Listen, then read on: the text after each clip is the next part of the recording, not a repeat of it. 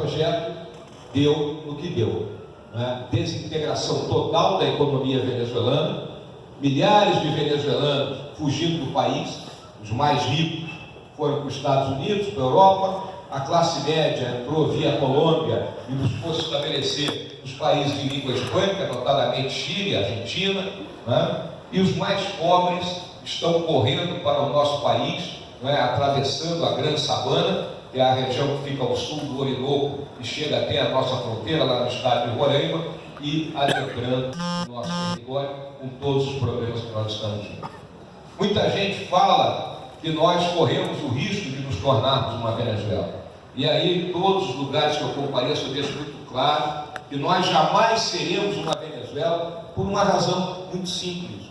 As nossas forças armadas não foram e jamais serão cooptadas para um projeto totalitário dessa.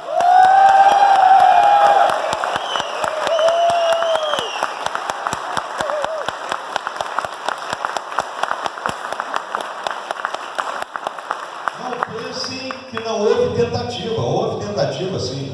Nós nos defendemos com unhas e dentes aí ao longo dos últimos governos que tentaram de todas as formas introduzir mudanças nos currículos das nossas escolas militares.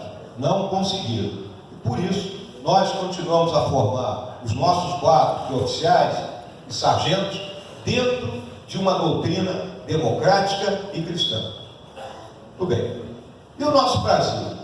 Nosso Brasil, né, aquele porte todo que eu falei, 8 milhões e meio de quilômetros quadrados, nós não temos dúvida do caudal de riquezas que estão abrigadas aqui dentro, desde as riquezas naturais, passando pelo nosso próprio povo, né, e a nossa capacidade intelectual e a nossa capacidade de produzir. Mas com muita dificuldade para transformar isso em poder. Parece que aquela noção que o Nelson Rodrigues procurava dizer do complexo de vira-lata, né? Aquele sentimento de inferioridade, ele atinge parte dos nossos governantes e não nos deixa progredir, não nos deixa empreender. Vivemos assolados por dois grandes grupos de criminosos. Os criminosos do colarinho branco, encastelados no poder, que, eleitos por nós mesmos, né, buscam, em vez de servir ao país, em vez de servir aos seus eleitores, buscam se servir. A imensa maioria dos políticos, ela é eleita e imediatamente está pensando na próxima eleição, em vez das tarefas para o qual nós colocamos o número de cada um deles nas urnas. Então, essa questão, nós temos esse grupo, né, de malfeitores e temos essas narcoquadrilhas, essa bandidagem que viceja nas comunidades mais carentes, né, e rouba carro, rouba celular, mata, assassina, estupra, né, e como consequência nos dá esse sentimento de insegurança que, se antes estava restrito às grandes cidades, hoje já atinge também as pequenas e médias cidades. E é algo que tem que ser combatido de forma diligente, de forma corajosa e de forma, né, a que a nossa população recupere a sua confiança e a sua tranquilidade para poder aqui viver. De modo que a nossa juventude tenha aquilo que não pode ser retirado do ser humano, que é a esperança. Eu não consigo admitir, quando a gente vê jovens, que o desejo é sair do Brasil, né, viver em outro país, ou então fazer um concurso público para ter uma estabilidade no emprego. Nós temos que mudar essa maneira de pensar de forma radical. Temos problemas no nosso comércio exterior, só temos 1,2% do comércio mundial, continuamos com o Mercosul travado, até hoje não conseguimos implementar a tarifa externa comum, existe ainda uma determinada guerra comercial para algo que deveria ser, como o nome está dizendo, um mercado comum. Os governos anteriores tentaram aquela saída, né, de oposição ao organismo multilateral que é a OEA, a Organização dos Estados Americanos, criando a famosa Unasul, que hoje está morrendo à míngua.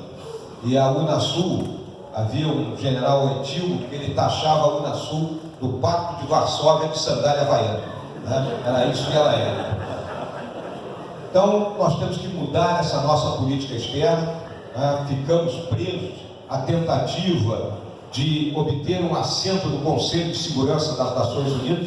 Ora, os 5 grandes países vencedores da Segunda Guerra Mundial, eles não vão abrir espaço de graça para o Brasil ter acesso naquele organismo. Isso como se diz na minha terra, lá no Rio Grande do Sul, é queimar pólvora em chumbo, né? Nós temos que ter uma política externa altiva, uma política externa onde o Brasil realmente esteja inserido no concerto das maiores nações, onde nós não façamos pactos com ditaduras assassinas lá da África, simplesmente em nome de negócios que possam ser realizados, onde nós tenhamos acordos bilaterais de comércio, seja com a Aliança do Pacífico, seja com os Estados Unidos, seja com a União Europeia, seja com a China, né? Mas nós temos que nos abrir e nós temos que estar conscientes que no mundo de hoje nenhum país pode ficar fechado em si mesmo, né?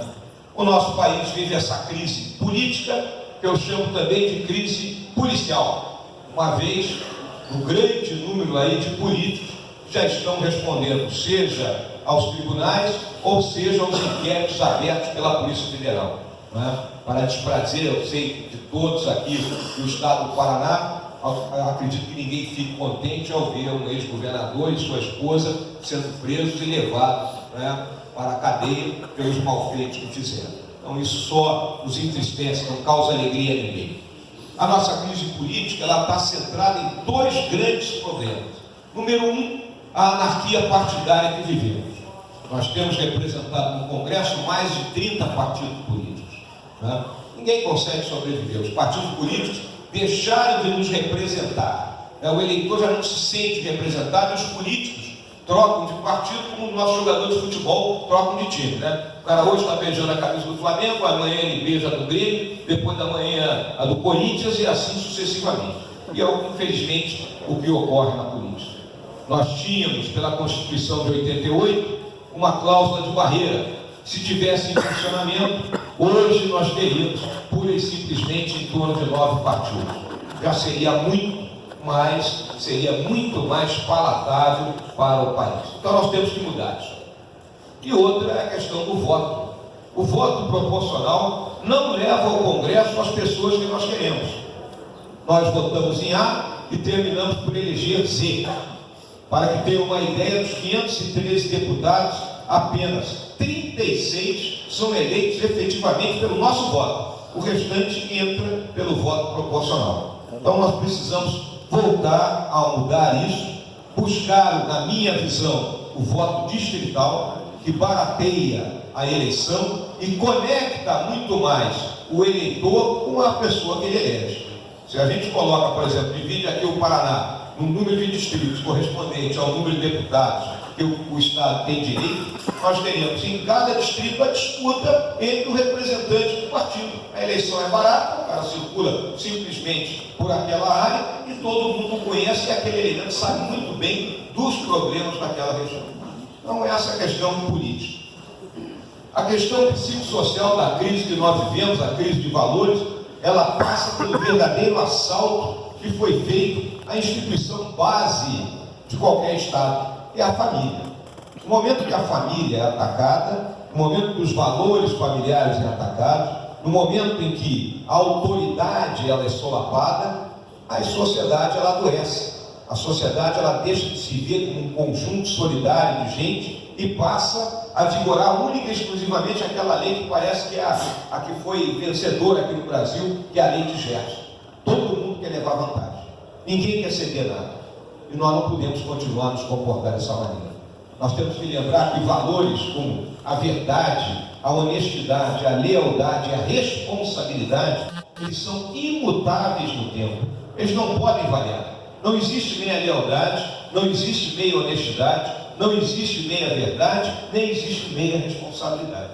Cada um de nós tem que assumir a sua parte nesse processo. E temos essa crise econômica, né, que foi uma verdadeira furacão que se abateu sobre o Brasil, né? O Brasil, desde a Constituição de 88, uma Constituição que ela bateu do alfinete ao foguete.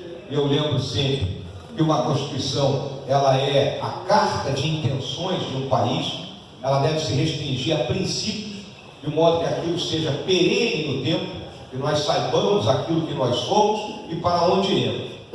A nossa Constituição poderia ter parado no título 1 e título 2, mas se alongou e com isso transformou tudo em matéria constitucional. Daí a quantidade de processos que chegam ao Supremo Tribunal Federal, o que leva a que um ministro tenha que julgar anualmente em torno de 7 mil processos. Isso é impossível. Acaba as coisas caindo pela manobra, coisas não sendo julgadas e o famoso decurso de prazo vigorando. Essa Constituição ela criou uma série de direitos e uma série de despesas sem indicar de onde proveniam as receitas. Muita gente foi incluída até no sistema de proteção social, na Previdência, sem jamais ter contribuído, e ninguém disse como é que seria feito para se pagar isso. Essa conta chegou, né? Essa conta agora, ela está caindo nas nossas costas. Também, eu lembro do período da hiperinflação, né? Vamos lembrar que quando o Sarney passou o governo por Collor, no início de 1990, talvez o pessoal mais novo não lembre disso, mas a inflação era de 89%, não ao ano, ao mês.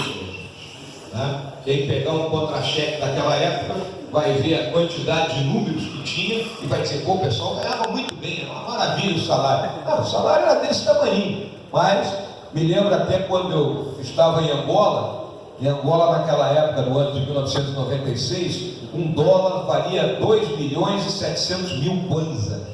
Então o camarada, para ir à feira, ele pegava um saco de dinheiro para comprar 2 pés de alface e um tomate, né? Porque a moeda totalmente desvalorizada. Tivemos um plano real, um plano monetarista, que nos deu uma moeda. Então, ao longo dos últimos 24 anos, nós temos uma moeda. E havíamos perdido isso aí. Né? E aí foi feito um ajuste fiscal. Se equilibrou a receita e despesa. Isso é básico no governo, como é básico na casa da gente. Todo mundo que gasta mais do que ganha, ele primeiro entra no cheque especial, depois ele estoura o cartão de crédito e depois ele vai bater no agiota.